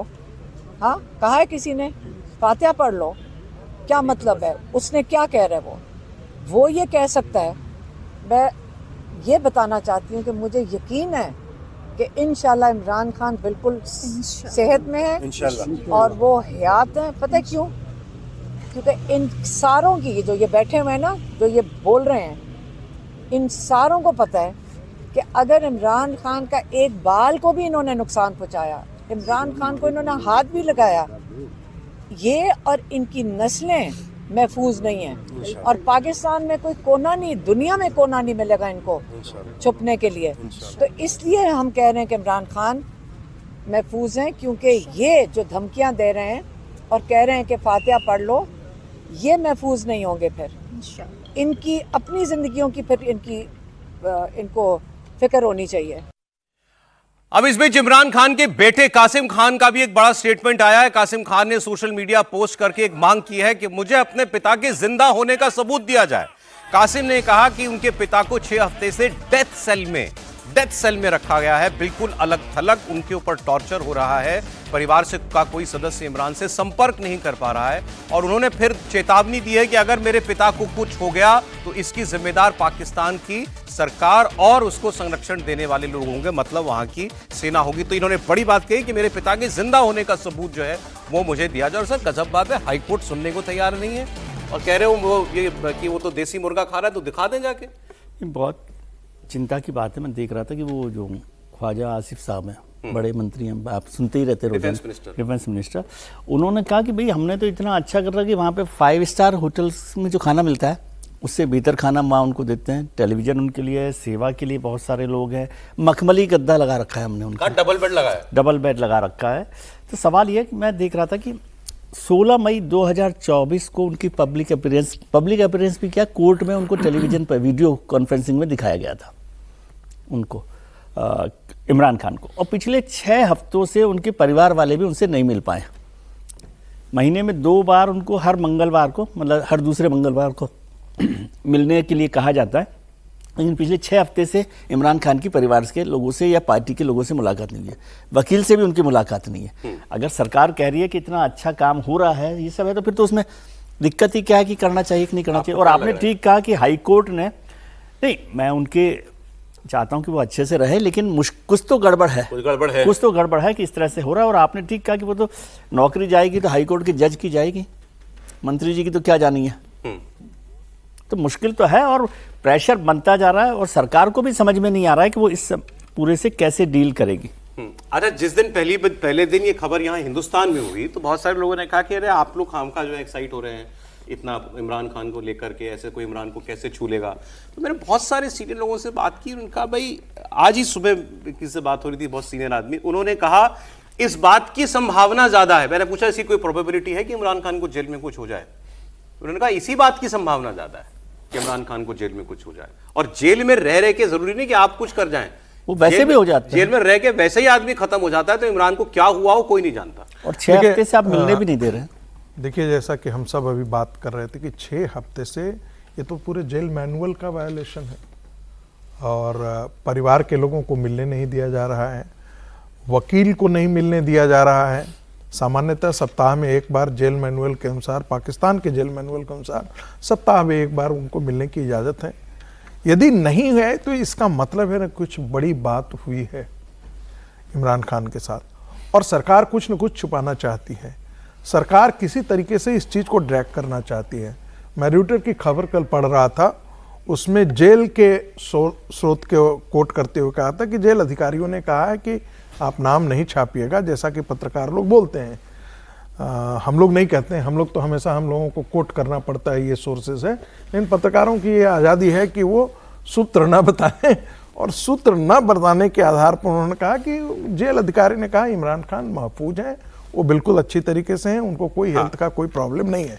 लेकिन सवाल यही आकर के खड़ा हो जाता है कि यदि उनके साथ कुछ गलत नहीं हुआ है, क्या उनकी वाकई उनकी मृत्यु हो गई है या वो मृत्यु के नजदीक पहुंच गए हैं, जिसे पाकिस्तान की सरकार छुपाना चाहती है। ये एबनॉर्मल है, कोई हो रहा है। बिल्कुल एबनॉर्मल है। हमको सबसे ज्यादा आश्चर्य हो रहा है कि दुनिया के तमाम लोकतांत्रिक देश, खास करके यूरोप और अमेरिका, जो अपने आप को मानते हैं कि वो गार्जियन है डेमोक्रेसी के, इतना बड़ा चीज हो रहा है, इतनी बड़ी घटना पाकिस्तान में घटी है, लेकिन आपने किसी यूरोपियन कंट्रीज की डेमोक्रेसी को देखा है चोंच खोलते हुए, मुंह खोलते हुए सुना है? कोई नहीं खोलता, बिल्कुल नहीं। अच्छा, अभी इमरान खान की बहन कह रही थी कि हमसे कह रहे हैं ये नवाज शरीफ की पार्टी वाले कि फातिहा पढ़ लो अपने भाई का, जिसका उन्होंने जिक्र किया पाकिस्तान के सेनेटर का, वो बयान मुझे मिल गया, वो सुनिए आप। इसी वक्त आएगा जब अदालतें उसको छोड़ेंगी। अगर अदालतें उसको नहीं छोड़ेंगी, वो वापस नहीं। अभी फातिहा आपने पढ़ी थी, हमारे बुजुर्ग फोत हो गए इस असेंबली के, तो अगर यही ज्यादा शौक आपको रहा तो आपको कल उस वक्त फातिहा पढ़नी पड़ेगी, तो उस वक्त से बचें क्या आपको कल उस वक्त फातिहा ना पढ़नी पड़े। मैं भी कुछ नहीं कह रहा आपको यार, क्या मैं फातिहा की बात कर रहा हूं बेटा मैंने तो आपको कुछ कहा ही नहीं, आपके दुम पे पांव आया तो आप ची ची ची शुरू कर दिया आपने। अब क्या कहना चाह रहे थे? फातिहा का मतलब होता है मतलब मौत पर जो दुआ पढ़ी जाती है वो पढ़ लो। कह रहे हैं कि भाई कब्र पर पढ़ोगे तो अभी पढ़ लो। इसका बहन क्या और क्या मतलब निकालेगा कोई इसका? 845 दिन हो गए इमरान खान को जेल के अंदर, और इतने दिनों से इमरान खान को खबर नहीं है। अगर आपको लगता है कि इमरान खान सुरक्षित है तो पाकिस्तान सरकार उसका एक वीडियो जारी कर दे। भाई जो कह रहे हैं कि वो देसी मुर्गे खा रहा है, एक्सरसाइज कर रहे हैं, डबल बेड के पलंग पे सो रहे हैं, बहुत आराम से, तो वीडियो के निगरानी में होंगे ना, कैमरे लगे होंगे इमरान खान के ऊपर। आप कैमरे की रिकॉर्डिंग जारी कर दीजिए कि देखिए इमरान खान एक्सरसाइज कर रहे हैं, देखिए इमरान खान देसी घी का मुर्गा खा रहे हैं, आप बताइए। और मुझे लगता है कि जो उनके बेटे ने जिक्र करा है कि मेरे पिता की कोई जानकारी नहीं है, मैं उनके जिंदा होने का सबूत चाहिए, तो पाकिस्तान सरकार को ये बताना पड़ेगा, वो बताना चाहिए। और मुझे तो मैं जो कल जिक्र किया था, पाकिस्तान में इस बात की बहुत चर्चा है कि इमरान खान को कुछ स्लो पॉइजनिंग खाने में दिया जा रहा है। उनके घर वालों ने मांग की थी कि जो इमरान को खाना दिया जा रहा है उसकी भी जांच करवाई जाए। यह तय है कि इमरान खान को स्लो पॉइजनिंग दिया जा रहा होगा, जिससे आने वाले 4 महीने 6 महीने साल भर बाद उनकी तबीयत खराब हो, किडनी फेलियर हो, कुछ साइलेंट अटैक आया, बाद में सेना कह दे कि हार्ट अटैक आया था, वो हार्ट अटैक से मर गए। और ये उनको मारने की कोशिश की जा रही है कि सेना और सरकार, सेना ही आसिम मुनीर पर बन रहा है कि वो अब कोई खैर खबर जो है इनकी इमरान खान की देने को मजबूर हो। नहीं, दबाव तो उन पर बन ही रहा है। और अक्सर कहा जाता है, यदि आप डिक्टेटरशिप की हिस्ट्री पढ़ें, कि तानाशाह सबसे कमज़ोर होता है, वो अंदर से डरा हुआ होता है, क्योंकि वो जितना बहादुर दिखाने की कोशिश करता है उतना ही उसके अंदर एक डर होता है डिक्टेटर्स में। और वही डर मुनीर साहब पर जो आपने अभी जो बनाया था उनको सीडीएफ बनाया है, वो भी उनका डर बताता है। मैं बता ही देता हूं खबर पूरी आपको। क्या कल हुआ एक्चुअली ये कि आसिम मुनीर की ताकत जो है बेतहाशा बढ़ गई है। आसिम मुनीर की ताकत का अंदाजा आप ये लगाएं कि न सिर्फ वो सेना, अब तो तीनों सेनाओं का प्रमुख हो गया, एयरफोर्स, आर्मी, नेवी। परमाणु हथियारों का नियंत्रण उसके पास चला गया है, क्योंकि इनकी जो स्ट्रेटेजिक फोर्स कमांड बनेगी, जो न्यूक्लियर कमांड होगी, उसका कमांडर भी आसिम मुनीर नियुक्त करेगा। और ये कल गुरुवार को पाकिस्तान का पहला चीफ ऑफ डिफेंस फोर्स का जो पद बना था वो पद दे दिया गया है, और उसका कार्यकाल 2025 से 5 साल के लिए गिना गया है। मतलब आसिम मुनीर 2030 तक के लिए पाकिस्तान की तीनों सेनाओं का सर्वोच्च कमांडर, वहां का न्यूक्लियर अथॉरिटी का कमांडर वो बन जाएगा। फील्ड मार्शल वो है ही, उसके खिलाफ कोई रिपोर्ट, कोई कंप्लेंट किसी अदालत के अंदर सुनी नहीं जा सकती है। तो वो जितने आज तक तानाशाह हुए हैं पाकिस्तान में, ताकत के मामले में अब वो किसी से पीछे नहीं है। मुशर्रफ के पास यही ताकतें थीं, बस राष्ट्रपति बन गया था अलग से, इसने वो काम नहीं किया है। लेकिन ताकत सारी की सारी वही है जो किसी राष्ट्र अध्यक्ष के पास होती है, वो आसिम मुनीर के पास है। आप कह रहे हैं कि ये ऐसी इतनी ताकत वाला आदमी इमरान खान से डर रहा है और इमरान खान से किसी को मिलने नहीं दे रहा। त्रिपाठी जी, देखिए, मुझे लगता है कि अब एकमात्र रास्ता रह गया है कि अमेरिकी राष्ट्रपति डोनाल्ड ट्रंप के सरकारी जहाज के दरवाजे पर कोई पत्रकार इमरान खान का हाल पूछ ले। इसके अलावा अब कोई और रास्ता रह नहीं गया है। ये सही कहा। वो हाल पूछे कि ये खबर आ रही कि इमरान खान को आसिम मुनीर ने, मैं शब्द बता दे रहा हूं, मेरी तो पहुंच है नहीं वहां तक, जो कर पाए कि आसिम मुनीर ने जेल में मरवा दिया। आप बताइए, आपके पास तो इंटेलिजेंस है, आप दुनिया के सबसे ताकतवर देश के हैं और आपकी तो लंच पर, डिनर पर, ब्रेकफास्ट पर मुनीर जी से बात होती रहती है। तो जरा मुनीर जी को फोन लगाइए या उनसे पूछ लीजिए। तो एक ही तरीका है जिससे अब स्पष्ट हो पाएगा, क्योंकि वहां की जुडिशरी कंप्रोमाइज्ड है, वहां पूरी तरह से सब कुछ कंप्रोमाइज है। वहां जिस तरह से किसी के जीवन पर जो खतरा है उसका मजाक सदन के भीतर उड़ाया जा रहा है, ये तो बहुत ही मतलब नीच किस्म की हरकत है कि किसी के लिए आप कह रहे हैं कि अभी आप फातिहा पढ़ लीजिए और उसके बाद कोई अगर विरोध करे तो कह रहे हैं कि दुम पर पैर पड़ गया। मतलब क्या, किस तरह की बात कर रहे हैं लोग। और एक बात तो तय है जो सामान्य समझ मेरी कहती है, इमरान खान देखने में, यानी जो वीडियो आएगी या जो चित्र आएगा उसमें अच्छे नहीं दिख रहे हैं। अगर दिख रहे होते तो वीडियो भले ना आता, बार बार कहा जा रहा है कैमरा, वो मखमली गद्दा, वो सब तो छोड़ दीजिए, कुछ नहीं होता तो एक कुर्सी पर बैठाकर, वो जो फोल्डेबल कुर्सी होती है, एक फोटो अब तक रिलीज की जा चुकी है। इमरान ठीक नहीं है, मुझे लगता है इमरान खान ठीक नहीं है। और मैं फिर कह रहा हूं, अब डोनाल्ड ट्रंप से किसी न किसी पत्रकार को व्हाइट हाउस की चाहे परमानेंट जो रेगुलर ब्रीफिंग होती है इसमें या उस जहाज के दरवाजे पर पूछ लें। सर एक बार आपको, अब आसिम मुनीर पाकिस्तान के लिए क्या हो गया है? ये इमरान खान की एक दूसरी बहन है, इनका नाम है नौरीन न्याजी, इनकी बात सुनिए। मेरा तो ख्याल है कि पाकिस्तान के अंदर से ही देखें, अपने लोगों को खुद ही उठ के अपना हक लेना होगा। बाहर की कोई सपोर्ट नहीं है, सपोर्ट हो भी नहीं सकती। हाँ, बाहर से उन्होंने ये काम किया था कि उन्होंने इमरान खान को इनको साइफर भेज के उतरवाया था, ये बाहर का बस ये कंट्रीब्यूशन है। और कंट्रीब्यूशन ये है कि उन्होंने जो हमारा डिक्टेटर इस वक्त है आसिम मुनीर, उनको उन्होंने, ट्रंप ने कहा कि मेरा बहुत अच्छा दोस्त है। देखिए शहबाज शरीफ तो वो लोग अपनी सीटें हार गए थे और उनको पीछे से अगर किसी ने जताया तो यही ताकत, इनसे बड़ी वही ताकत है, तो वो उनकी सपोर्ट में है, इसीलिए वो सब चल रहा है सिलसिला पाकिस्तान में। देखिए मैं तो यही कहूंगी कि जो बाहर बैठे उनके पास कम से कम बोलने की आजादी है, उनको घरों से उठाएंगे नहीं, उनको मारेंगे नहीं, उनको पकड़ेंगे नहीं।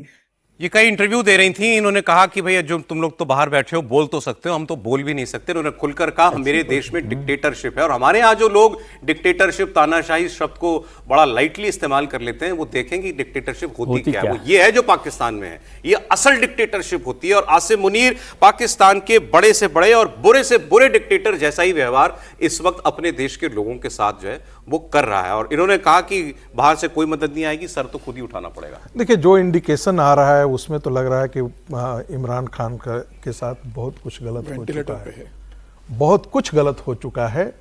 अब यहाँ से भारत के एक टेलीविज़न के एक शो से तो ये नहीं कहा जा सकता है, कोई कंफर्म न्यूज़ नहीं है कि उनकी मौत हो चुकी है और इस ढंग की बातें नहीं की जा सकती है। लेकिन यदि कुछ ऐसा नहीं हुआ है तो मुझे कोई कारण नहीं दिखाई देता है, कोई कारण नहीं बनता है कि पाकिस्तान की सरकार उनका वीडियो जारी नहीं करता। ये जो इनकी बहन कह रही है कि आप सर उठाने का वक्त आ गया है, ये दूसरी बात, दूसरी बात दिक्कत क्या है कि पाकिस्तान की इमरान खान की पार्टी भी जो है जिस तेवर के साथ उसको सड़कों पर आना चाहिए था, यही हो सकता है ना। हाँ बिल्कुल, कि भाई 100 लोग मारे जाएं, 50 लोग मारे जाएं, 70 लोग मारे जाएं।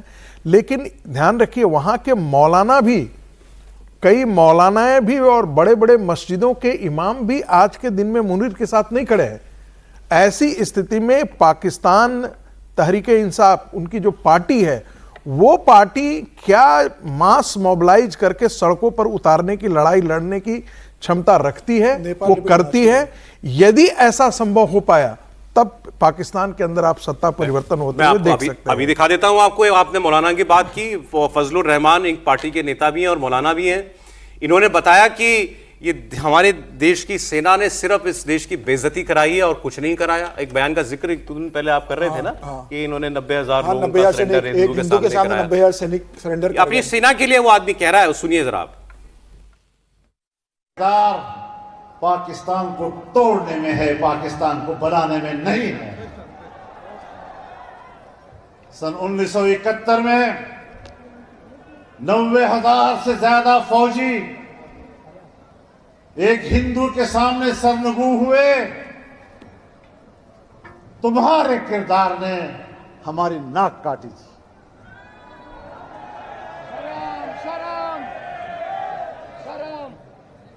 तुम्हारे किरदार ने कौम के सिरों पर जिल्लत और रुसवाई का टोकरा रखा था। हम भी आपको जानते हैं और आप भी हमें जानते हैं। सर, पाकिस्तान की जनता खड़ी होगी आसिम मुनीर के सामने, इमरान के नाम पे ही सही, कुछ हद तक खड़ी होगी होगी। डेमोक्रेसी की यही ताकत है कि वो बहुत दिन तक भले ही चुप रह जाए, लेकिन जब पानी सर से गुजरने लगे ना, देखिए सबसे ज़्यादा ताकतवर आदमी आम आदमी होता है, और अगर वो सबसे कम डरता है तो वो भी आम आदमी होती है। लेकिन वो बहुत इंतज़ार भी करते हैं, पेशेंस रखते हैं कि क्या हो रहा है क्या नहीं हो रहा। मुझे लग रहा है कि पाकिस्तान में पानी सर से गुजर रहा है। अच्छा, बहुत दिन नहीं होंगे कि जब इमरान खान के लिए लोग खड़े हो जाए। कितने लोग खड़े होते हैं, कैसे क्रांति होती है, वो अलग इशू है, लेकिन वहाँ पर भी होगा। और ये बहुत बार हुआ, ऐसा नहीं है कि आपने पहले भी देखा कि कुछ समय पहले भी कुछ लोग खड़े हो गए थे, बार बार कुछ लोग खड़े हो रहे हैं। और हो सकता है जो लोग इमरान खान के साथ ना हों लेकिन आसिम मुनीर के खिलाफ हों, वो लोग भी तो सपोर्ट में आकर खड़े हो सकते हैं। तो इसकी संभावना मुझे लगती जा रही है। हाईकोर्ट के जज साहब ब्रेक में जा सकते होंगे या कैबिन में जा सकते होंगे। जनता को रोकना मुश्किल काम होता है, ये उम्मीद आप हमेशा रखिए। चलें सर। और पाकिस्तान में खैर सर हाईकोर्ट फैसला नहीं करेगी तो जनता की अदालत में फैसला होगा। जनता अपनी अदालत लगा लेगी। स्वागत, आप देख रहे हैं कहानी कुर्सी की। मैं हूं सौरभ शर्मा आपके साथ। हर्षवर्धन त्रिपाठी जी, विजय त्रिवेदी जी, समीर चौगांवकर जी और प्रोफेसर संगीत रागी जी हमारे साथ हैं। आपको एक बड़ी खबर बताता हूं, रूसी राष्ट्रपति व्लादिमीर पुतिन के भारत दौरे की तारीखें अब सामने आ गई हैं। 2 दिन का उनका भारत आने का शेड्यूल तैयार हो गया है। 4 से 5 दिसंबर, ये 2 दिन वो भारत में रहेंगे। 23वें इंडो यूएस समिट में शामिल होने के लिए पुतिन भारत का दौरा करेंगे। 4 और 5 सितंबर मतलब अब दिसंबर, अब मतलब बहुत दिन नहीं रह गए हैं। अब से इसी हफ्ते में जो अगले 7 दिनों में वो भारत में होंगे। और ये वो वक्त होगा जब पूरी दुनिया में रूस और यूक्रेन को लेकर शांति के प्रयास अपने चरम पर चल रहे हैं।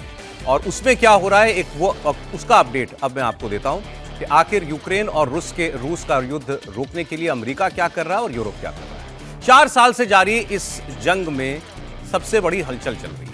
युद्ध को खत्म करने के लिए 28 पॉइंट का एक चार्टर बनाया था अमेरिका ने, जिस पर आरोप लगा कि यह तो रूस ने तैयार किया है।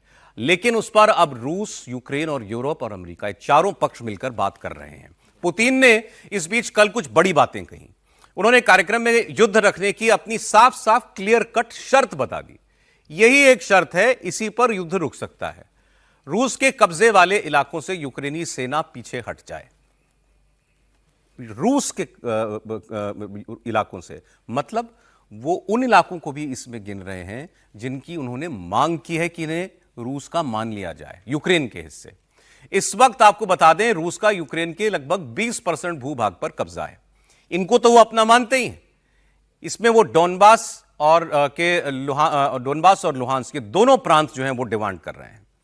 नेटो यूक्रेन में नहीं आएगा, नेटो सेनाएं यूक्रेन में नहीं रहेंगी। प्लान में कहा गया कि रूस की तरफ से शांति प्रस्तावों को मानने पर उस पर लगे सारे प्रतिबंध अमेरिका और यूरोप की तरफ से हटा दिए जाएंगे।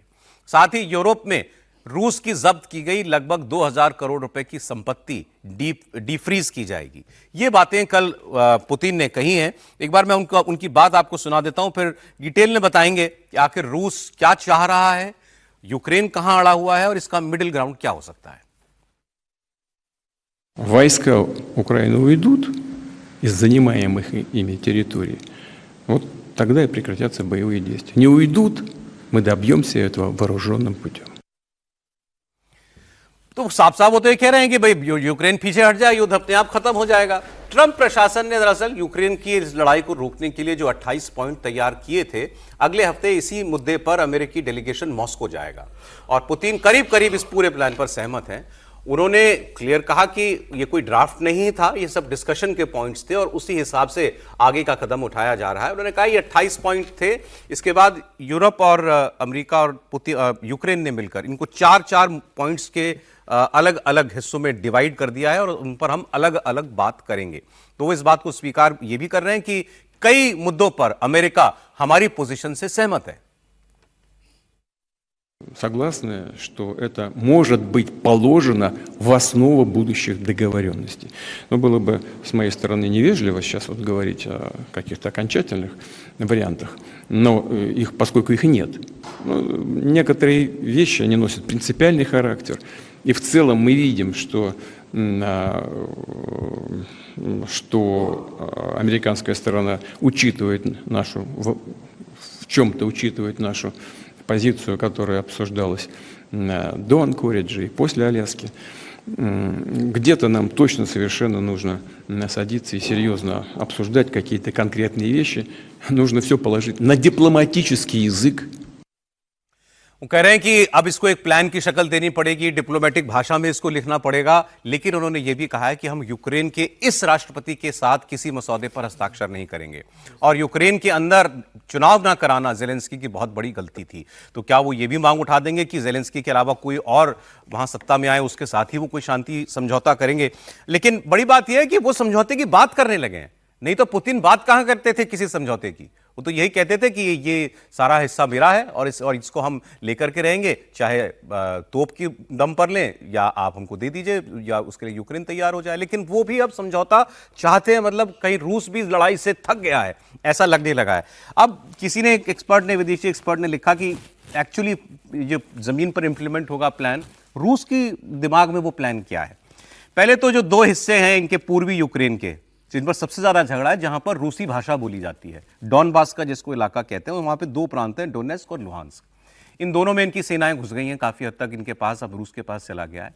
इन्होंने कहा ये दोनों तो हमारे, और ये आप हर दुनिया का हर आदमी अपने नक्शे में भी बताएगा कि ये रूस के हो गए। फिर दो जगह और हैं, ज़ैपोरिज़िया जहां पर न्यूक्लियर रिएक्टर है, एक बहुत बड़ा न्यूक्लियर प्लांट है, वो दोनों देश चाहते हैं, तो उसके भी कुछ हिस्से पर, और खेरसौन, इन दोनों हिस्सों पर भी आंशिक तौर पर रूस ने कब्जा कर लिया है। वहां ये कह रहे हैं कि जहां जितना हमने ले लिया उतना हमारा, बाकी यूक्रेन का। यूक्रेन की शक्ल में जो है समझौता, उनका कहना है कि जो जहां है वो वहीं रुक जाए। इतने के लिए जेलेंस्की भी माना जा रहा है कि अब तैयार हो गए, जहां हो वहीं रुक जाओ, और उसके बाद जो हिस्सा जिसने ले लिया उस पर हम लोग बाद में बात करेंगे। ये उनके प्लान का हिस्सा है। लेकिन दोनों ही लोगों को एक बात समझ में आ रही है कि इस युद्ध में बहुत जाने जा रही हैं, इस युद्ध में लाशें गिर रही हैं, और पैसा बहुत खर्च हो रहा है, और पैसा दोनों के पास खत्म भी हो रहा है। यूक्रेन के पास अपना तो था नहीं, लेकिन अमेरिका ने हाथ पीछे खींच लिए हैं, और जो तेल से कमाई होती थी पुतिन की, वो कमाई भी धीरे धीरे कम हो रही है। तो कई बार कहते हैं वॉर का फटीग, कई बार वो आपको मेज पर ले आता है बात करने के लिए। क्या यही हुआ है वो, समीर जी? निश्चित रूप से मुझे लग रहा है कि पुतिन की दो तीन बातें बहुत महत्वपूर्ण है। एक तो उन्होंने जो कहा कि वो कभी यूरोप पर हमला नहीं करेंगे, और उन्होंने ये कहा कि मैं लिखकर देने को तैयार हूं यूरोप के देशों को कि मैं यूरोप पर कभी हमला नहीं करूंगा। ये जो यूरोप के देश आशंका जता रहे कि अगले साल पुतिन किसी यूरोप कंट्री पे हमला कर सकते हैं, तो बोले वो मैं लिख के देने को तैयार हूं, मेरा कोई इंटरेस्ट नहीं हमला करने में। लेकिन उन्होंने ये भी बहुत साफ कर दिया कि अगर जेलेंस्की अड़े रहेंगे कि वो वहां के राष्ट्रपति बने रहे और उनके हिसाब से समझौता हो, तो वो संभव नहीं है। हमने काफी कब्जा कर लिया है, और अगर जेलेंस्की नहीं मानेंगे तो हम आगे भी बढ़ सकते हैं। और 28 पॉइंट में उन्होंने जो बहुत काफी सहमति जताई है, और जिस तरीके से उन्होंने कदम आगे बढ़ा है, तो अब 4 और 5 तारीख को तो पुतिन भारत आ रहे हैं, प्रधानमंत्री मोदी से उनकी मुलाकात होगी। निश्चित रूप से यूक्रेन और जो रूस का युद्ध है उसके ऊपर बातचीत होगी, और फिर संगत का असर होता है ना। मोदी जी के साथ बैठेंगे तो जब जाएंगे तो वो कहेंगे कि भाई सबका साथ सबका विकास की बात करता हूं, मैं लड़ना नहीं चाहता हूं, और जो समझौता 28 सूत्रीय बना है उसमें मैं आगे बढ़ूंगा। मुझे लग रहा है 4 और 5 तारीख को जब पुतिन भारत आएंगे, प्रधानमंत्री मोदी के साथ जब उनकी बैठक होगी, तो तमाम जो उनकी शंकाएं हैं, जो उनके जो प्रश्न होंगे, प्रधानमंत्री उनके साथ बहुत सी चीजों पर चर्चा करेंगे, और प्रधानमंत्री की जो सलाह रहेगी पुतिन उसे लेकर साथ में जाएंगे, और आने वाले समय में पुतिन उसी पर आगे बढ़ेंगे जब 5 तारीख को भारत से वो वापस रशिया जाएंगे। तो मुझे लग रहा है कि उनकी यात्रा महत्वपूर्ण है, और उन्होंने संकेत दिए हैं इस बात के कि वो अब लड़ना नहीं चाहते हैं। और जिस तरीके से ट्रंप ने कह दिया था भाई कि 28 तारीख का अल्टीमेटम दिया हुआ था 27 तारीख का यूक्रेन को, यूक्रेन भी लगभग इस बात को मान चुका है कि अब उनके पास बहुत ज्यादा विकल्प नहीं है। लेकिन कल जेलेंस्की की मैं आपको ताजा बयान दिखाता हूं, वो अभी भी बात जो है वो ऐसा नहीं है कि वो सरेंडर मोड में हो, वो अभी भी ये कह रहे हैं कि ये पुतिन की शर्तों पर सहमति नहीं होगी। नहीं, उन्होंने ये भी कहा कि एक बार सुन लेते हैं सर, फिर मैं आ जाता हूं। उन्होंने कहा कि पुतिन जंग रोकना नहीं चाहते, पुतिन लड़ाई जारी रखना चाहते हैं, और वो केवल एक दबाव समझते हैं, वो दबाव है इकोनॉमिक प्रेशर। आप उन पर इकोनॉमिक प्रेशर जब तक नहीं लगाएंगे, जब तक उनकी आय के स्रोत बंद नहीं करेंगे, तब तक पुतिन जंग नहीं रोकेंगे। और उन्होंने कहा कि हम सरेंडर कम से कम करने के लिए तैयार नहीं है। लेकिन जेलेंस्की कुछ भी कहें, उनको भी बात समझ में आ गया है, वेस्टर्न मीडिया इस बात को खुलकर कहने लगा है, जो पूरी तरह यूक्रेन और जेलेंस्की के साथ है, कि ये अब जेलेंस्की का एंड गेम है। इस युद्ध को रोकने के अलावा अब और उनके पास कोई विकल्प नहीं है। नुकसान तो उनका हो चुका, ये उनको स्वीकार करना पड़ेगा और आने वाले नुकसान से बचने के लिए। सर बिल्कुल ठीक बात है, नुकसान तो यूक्रेन का बहुत हो चुका और वो कैसे, अभी बात कर रहे थे हम लोग कि कैसे दोबारा से निकल कर आएगा, दोबारा से खड़ा होगा, वो मुश्किल काम है। लेकिन इतना आसान नहीं होता। जैसे पुतिन साहब की जो जुबान है वो सही बात है ना कि वो तो युद्ध रोकने के मूड में नहीं है, या इसको मैं ऐसे देखता हूँ कि युद्ध रोकने के मूड में से थोड़ा सा आगे बढ़े हैं वो, कि समझौते के लिए इसी तरह से बार्गेन करते हैं आप।